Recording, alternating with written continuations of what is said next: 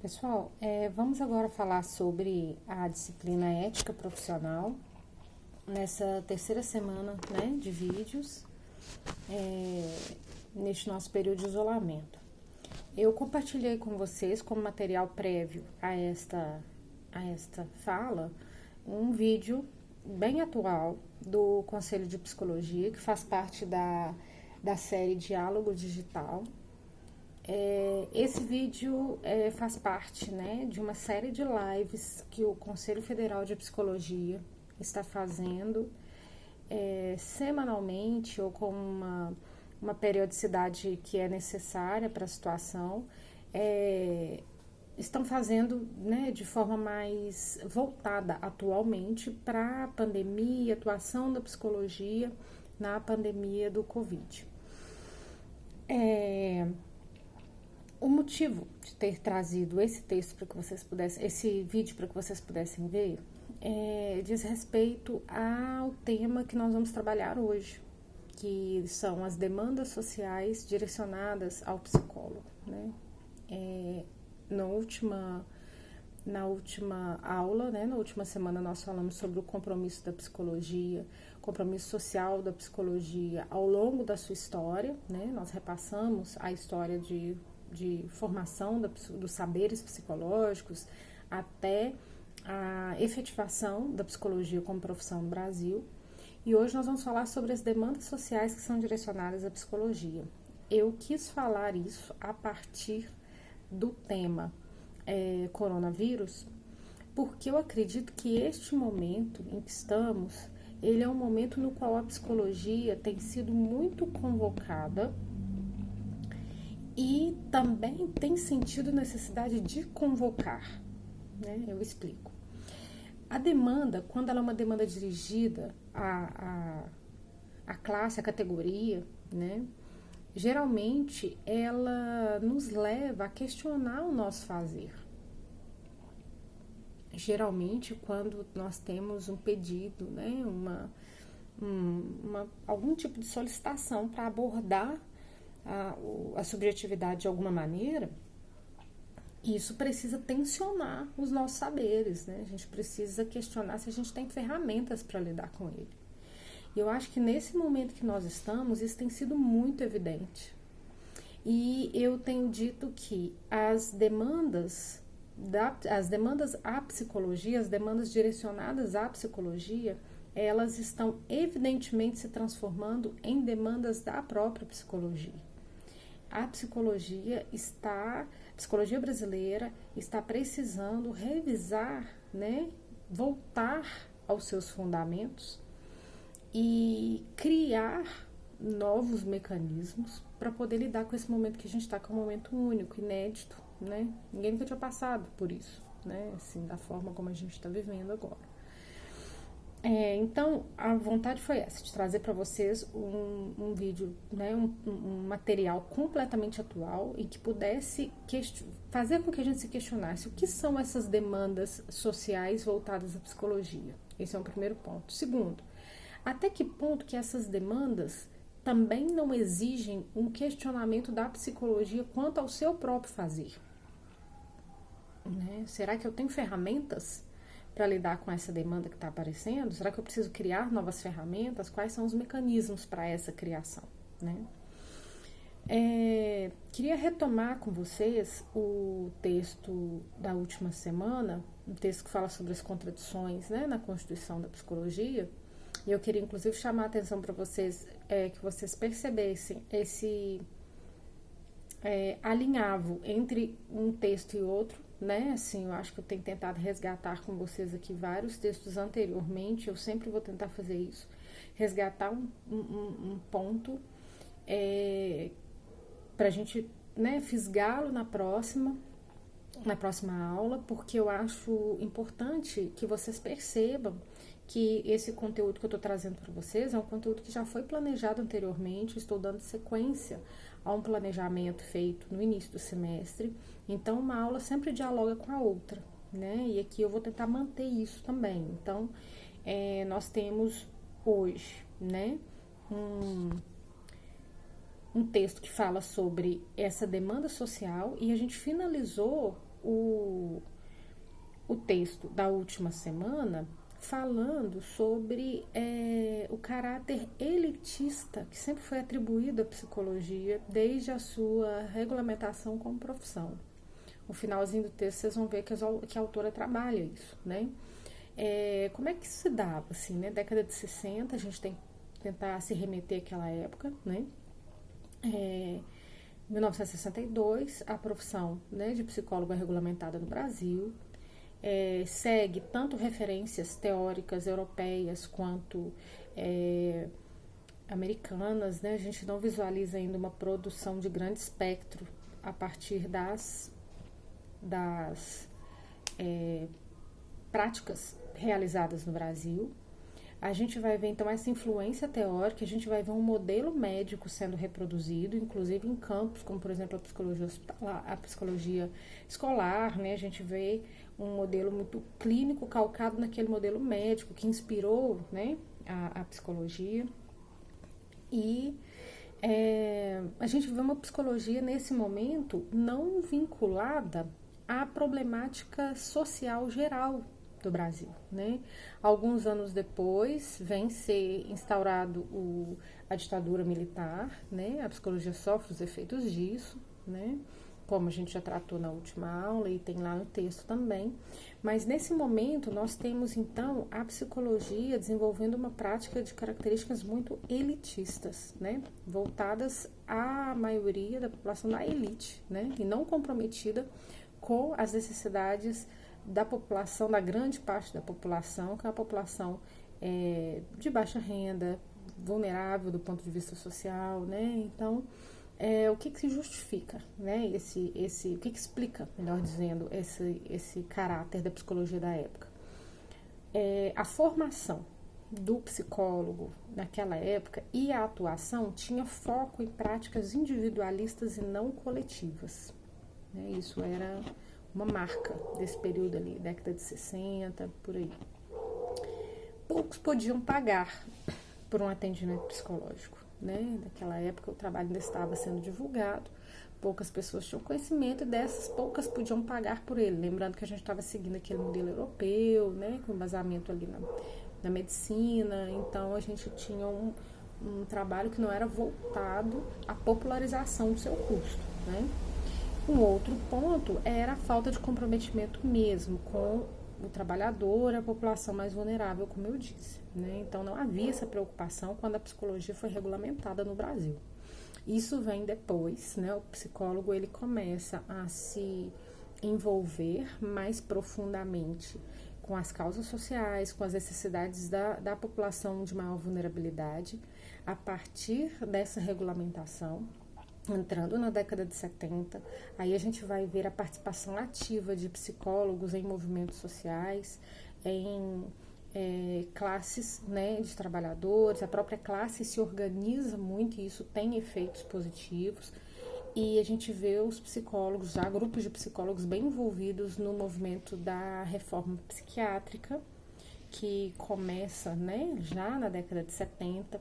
A gente vê esses psicólogos participando de um movimento que vai dar origem ao SUS, né, na década de 80, 90. Então, a gente vê que esse engajamento começa depois da regulamentação da psicologia como profissão, né? E aí, a psicologia nas políticas públicas, como a gente viu uma das conselheiras do vídeo dizer, né, ela deixa claro que a psicologia nas políticas públicas, ela tem um trabalho junto à parcela mais vulnerável da população, né? Onde muitas vezes as políticas públicas mais básicas, mais estruturantes não chegaram, né? E esse psicólogo ele vai estar lá e ele tem que estar ciente de todas essas deficiências, ele tem que estar ciente de todas essas dificuldades que são estruturais mesmo, né? Uma região sem um sistema de esgoto, uma escola depredada, né? Um sistema uma unidade básica de saúde na qual faltam muitos médicos. Às vezes uma área controlada por tráfico, enfim, são várias situações onde o psicólogo ele precisa se confrontar com uma dificuldade muito estrutural para desenvolver o trabalho dele, né? E apesar de grande parte da população, grande parte dos estudantes de psicologia, né? Muitas vezes fantasiarem com essa ideia de um consultório particular, né? De um consultório num prédio bacana, bem estruturado, para a prática clínica, né? Voltada a atendimentos individuais. A gente vê que a área das políticas públicas é uma área que costuma acolher recém-formados através de concursos públicos ou através até de nomeações por parte de prefeitos, né? Assim, em cidades menores, enfim. Então, é uma área que acolhe o psicólogo, né? É uma área na qual o psicólogo vai acabar chegando, né? Pode acabar chegando em algum momento. Então, precisa haver uma preparação para isso na graduação. A gente precisa ver quais são os mecanismos, quais são essas bases que nós temos para poder lidar com essa realidade, né? Para poder estar nesses locais que foram durante muito tempo negligenciados, né? Hoje nós podemos dizer, desde a constituição da psicologia como uma classe mesmo, nós vemos a atuação do Conselho Federal de Psicologia nas políticas públicas, né? De uma forma geral, tanto aquelas que são do campo da segurança pública, da saúde, da assistência social, e inclusive indico que vocês acompanhem essa série de diálogos digitais Diálogo Digital pelo YouTube, que é, né, cheio de vídeos e lives do conselho, né, do sistema conselhos. Nessa live que nós vimos aí como indicação dessa aula, nós temos a presidente atual do Conselho de Psicologia e mais 2 conselheiras. Então é um movimento muito articulado para discutir essas questões relacionadas à atuação do psicólogo no SUS, nas políticas públicas, tanto no SUS, no SUAS, né, nas políticas relacionadas a gênero, né, nós temos também atuações relacionadas ao jovem em conflito com a lei, né, o sistema prisional. Então tem muita atuação relacionada às políticas públicas, muitos campos de atuação, e tem para todos os gostos, né. Voltando à questão da pandemia, né, eu quis dizer para vocês o quanto que esses desafios à psicologia, essas demandas que são colocadas para a psicologia, hoje elas são demandas da própria psicologia, elas são demandas à categoria, né? Vocês viram no vídeo a presidente do conselho dizendo que tiveram várias perguntas quando anunciaram o tema da live. As pessoas estão muito desorientadas, os profissionais estão desorientados sobre vários aspectos da atuação, né? Então a gente recorre à categoria, a gente recorre aos pares, né, aos nossos colegas, ao sistema conselhos, né, para tentar buscar orientações e dividir um pouco das angústias, dividir um pouco dessa novidade que é trabalhar nessa perspectiva, né, que veio como uma ruptura mesmo no nosso fazer cotidiano, né? A gente teve tudo muito balançado e modificado com essa pandemia. Então, essas demandas sociais, elas são demandas que se tornam demandas da própria psicologia também. À categoria, aos seus pares, aos conselhos, e a gente precisa estar atento ao que esses estão tentando construir junto com a gente, né? E aí eu chamo a atenção para um outro ponto que foi tratado no vídeo, que a conselheira diz o seguinte, se eu não me engano, quando estava falando de atendimento online, que está dando muita discussão atualmente, né? Ela, né, a presidente do conselho traz uma pergunta e a conselheira responde assim, olha, nós já temos uma regulamentação para atendimento online. Ela não foi suspensa, ela está valendo, né? Vamos seguir essa norma.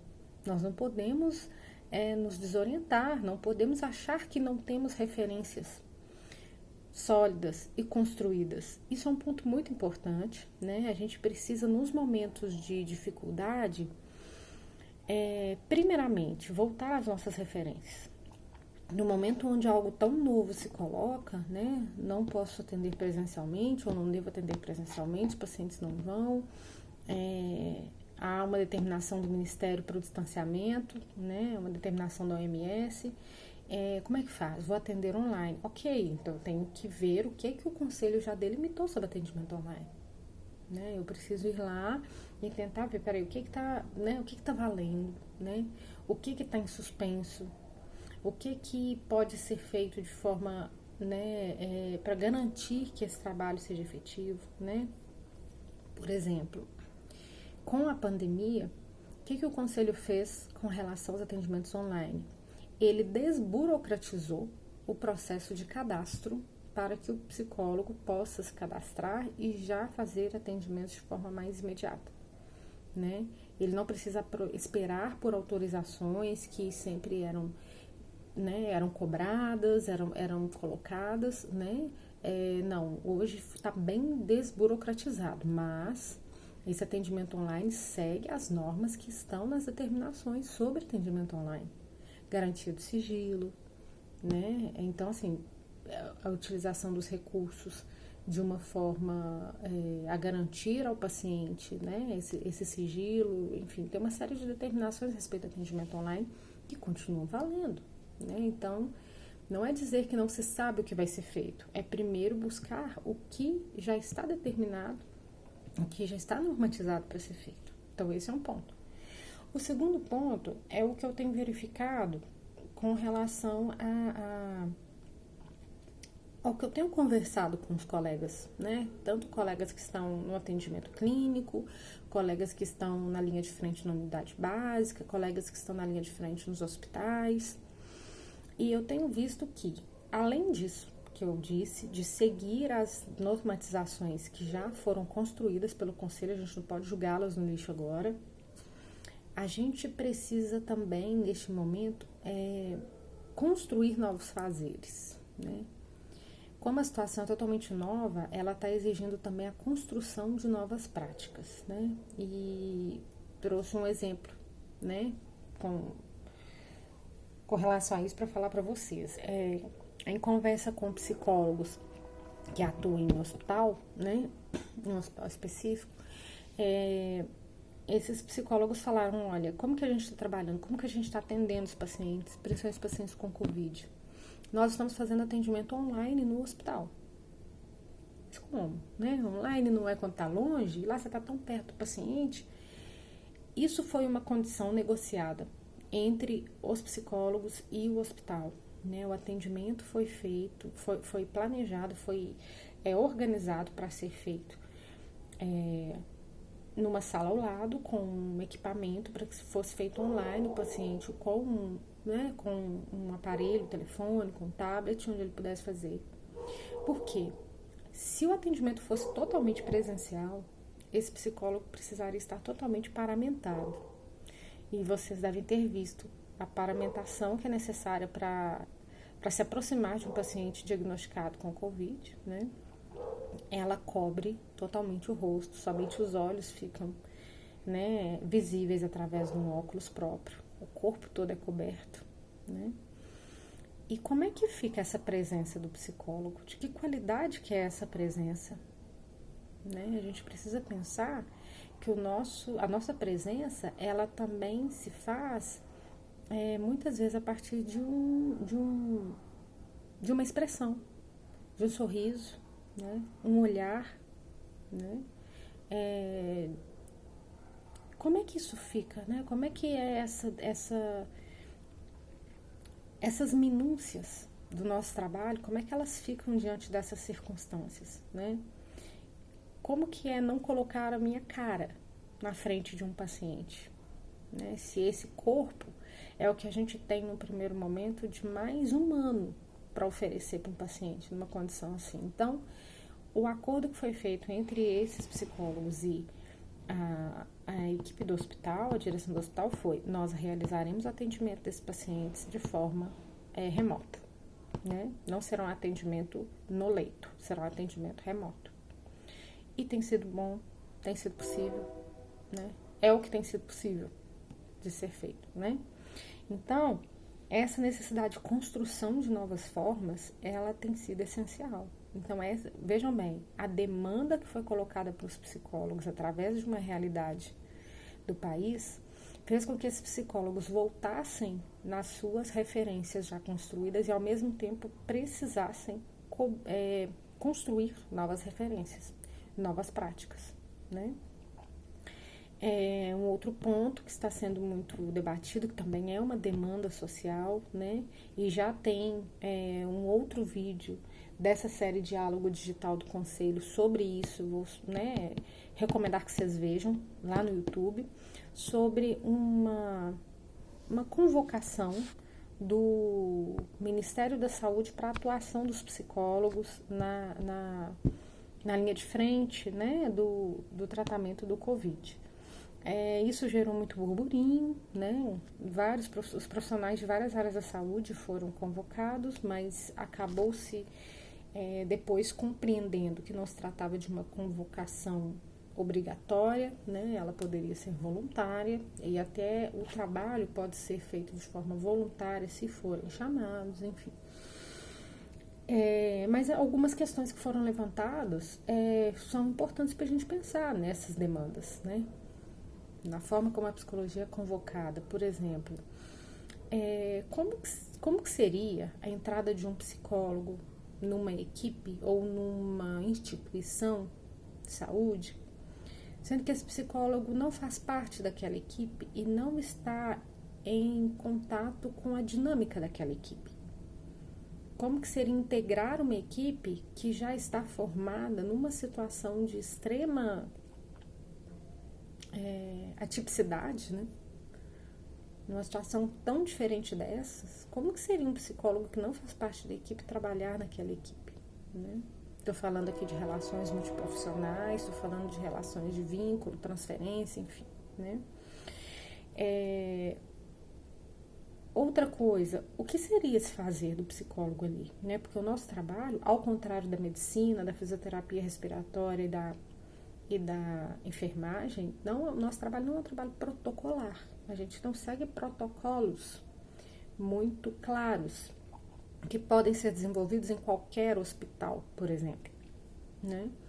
Um médico que tem um tratamento para determinada circunstância, ele pode atuar em qualquer lugar porque ele segue protocolos. O nosso trabalho não segue inicialmente esses protocolos. Então, de que ordem que seria essa atuação, né? E uma coisa que foi deixado bem claro pelas conselheiras desse vídeo, 2 pontos, né? Como que esse psicólogo vai para a linha de frente sem um plano de trabalho, um plano de ação, né? Principalmente no que se refere a emergências e desastres, né? A gente está falando de um momento de emergência, sim, mas qual que é o plano de ação para que eu entre nessa emergência? Eu vou entrar em qual lugar, né? Eu vou desenvolver qual trabalho ali, né? Isso é necessário. E um outro ponto que também foi levantado quais são as condições de trabalho, né? A gente tem EPIs, né? Os equipamentos de proteção individual, a gente tem esses EPIs para todo mundo, né? Temos condições de segurança para trabalhar, né? Qual o risco estaríamos sendo submetidos, né? Uma vez que nessa pandemia nós vimos aí uma série de informações, notícias, cotidianamente sobre o contágio dos próprios profissionais de saúde, né? Pelo vírus. Então, é um ponto que não pode faltar, né? Então, o que eu quis trazer para vocês hoje foi, através, né, tendo como pano de fundo a pandemia, eu quis trazer para vocês pensarem essa necessidade de que possamos relacionar as demandas sociais que são direcionadas, né, à psicologia, as demandas que são direcionadas à psicologia por parte da sociedade, a gente possa sempre considerá-las demandas da própria psicologia à sua própria constituição, né? As demandas sociais têm que demandar que o psicólogo reveja eticamente o seu papel, o seu fazer, suas ferramentas e o que ele precisa criar para atender essa demanda. Ok? Na próxima aula eu vou estar aqui de volta. Vou mandar para vocês aí nos próximos dias algum material para se preparar para ela, ok? Um abraço.